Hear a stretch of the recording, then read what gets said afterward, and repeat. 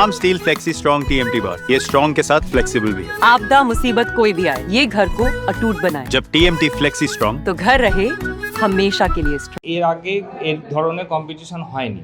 এই ইসলামপুর সাব ডিভিশনে এই প্রথম আমরা এই রকম একটা আয়োজন করতে পেরেছি। যদিও সামান্য ত্রুটি বিচ্যুতি হতে পারে, কারণ কি প্রথম আমরা এই ধরনের বড় টুর্নামেন্ট করেছি, কিন্তু এটা সবে শুরু। এটা আমাদের প্রথম পদক্ষেপ বলা যেতে পারে। এরপরে আমরা ধীরে ধীরে এর থেকে অনেক বড়, মানে খুব সংগঠিত আর খুব বড় ধরনের আমরা টুর্নামেন্ট করতে চলেছি। আর ইতিমধ্যে আমাদের কাছে খবর চলে এসেছে যে আমাদের গ্র্যান্ড মাস্টার, আমাদের বাংলার grand master international figure Dibyendu Barua আসতে চলেছে ইসলামপুরে। সেটা আমাদের কাছে খুব গর্বের, কিন্তু ডেটটা ফাইনাল হয়নি। ডেট ফাইনাল হলে পরে আমরা গোটা সাব ডিভিশনকে জানিয়ে দেবো যে দিব্যেন্দু বড়ুয়া কবে আসছে, কখন আসছে, আর কী কী কর্মকাণ্ড নিয়ে আসছে। হ্যাঁ, তখন আমাদের সবারই আনন্দের ব্যাপার আর কি। তো এখন আমরা এই টুর্নামেন্টটাতেই ফোকাস করতে চাচ্ছি যে এটা সফলভাবে হয়ে গেলে পরে আগামীতে আমরা এই ধরনের অনেক বড়, মানে ইসলামপুরে বা উত্তর দিনাজপুরে চেসটা অনেক পিছিয়ে আছে, মানে অন্য জায়গাগুলো যেমন জলপাইগুড়ি, কুচবিহার, দার্জিলিং, সে অনেকখানি এগিয়ে গেছে। কলকাতা তো এগিয়ে আছেই। তো আমরাও চাচ্ছি যে এক পা দু পা করে আমাদের সিনিয়ররা যারা আছে তাদের হাত ধরে আমরাও এগিয়ে যাই, আমাদের পদক্ষেপও যেন বলিষ্ঠ হয়, আমরা ধীরে ধীরে আরও ভালো করতে পারি। আপনাদের সহযোগিতা একদম কাম্য, আপনারা সাথে আছেন, আমরা ঠিক এগিয়ে যেতে পারবো।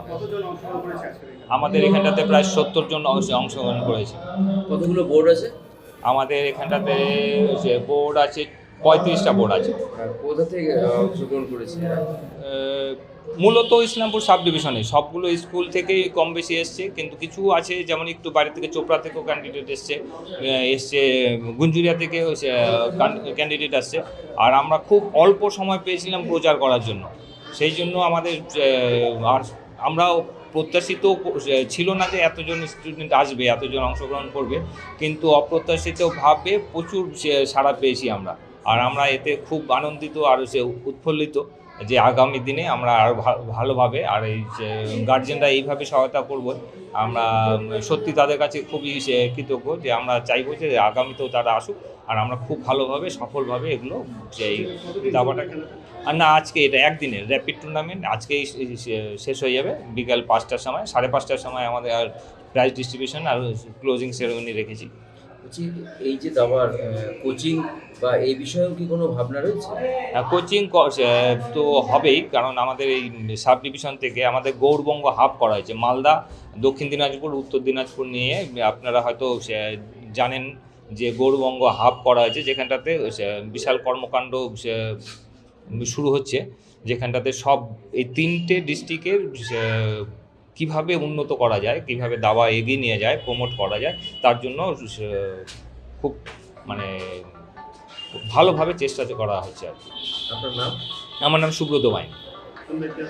আমি সেক্রেটারির দায়িত্বে আছি এই সাব ডিভিশনাল চেস অ্যাসোসিয়েশন। ये स्टाइल का मामला है, रूपा फ्रंटलाइन।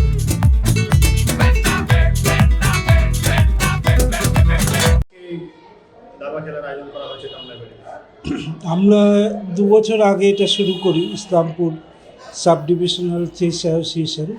এটা ডিস্ট্রিক্ট চেস অ্যাসোসিয়েশনের আন্ডারে এবং আমাদের গোটাটা সারা বাংলা দাবা সংস্থার আন্ডারে আমাদের এই সংস্থা। তো গত বছর আমরা একটা ওয়ার্কশপ করেছিলাম, বিভিন্ন জায়গা থেকে এসেছিলো। এবারেও আমরা ওয়ার্কশপ করব সামনের মাসে। আমাদের গ্র্যান্ড মাস্টার দিব্যেন্দু বড়ুয়া আসবেন। আর এখানে আজকে আমরা প্রথমে একটা চেস কম্পিটিশন করলাম। এটা উইদিন 7 ডেজ মধ্যে এত বড় একটা অনুষ্ঠান হলো আমরা ভাবতেও পারিনি। আমাদের এখানে উপস্থিত হয়েছে national arbiter, all India chess ফেডারেশনের শঙ্কর নারায়ণ দত্ত, ডিস্ট্রিক্ট সেক্রেটারি এখানে আছেন, সুব্রত সরকার, এবং ইসলামপুরের বিভিন্ন প্রান্ত থেকে খেলোয়াড়রা। কতটা সফল এই সময়? আমার তো মনে হয় 100% আমরা সফল করেছি। মাত্র 7 দিনের মধ্যে আমরা এত বড় কর্মকাণ্ড করে ফেলেছি। আপনার নাম? সর্বাশিস কুমার পাল। আপনি কি পদে আছেন?